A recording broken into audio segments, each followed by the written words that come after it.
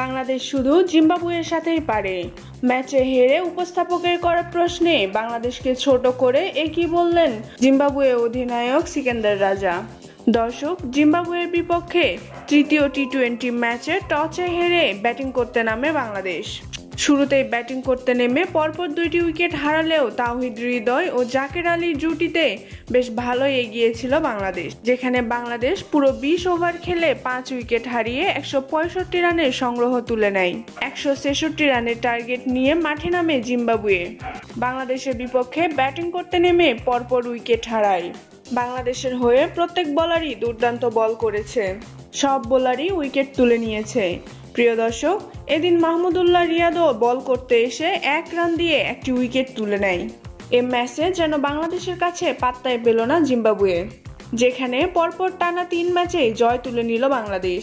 Match শেষে উপস্থাপকের করা প্রশ্নে জিম্বাবুয়ে অধিনায়ক সিকান্দার রাজা বলেন, আমরা সব ফরম্যাটেই দাঁড়াতে পারছি না, আমাদেরকে অনুশীলনের সময় দিতে হবে।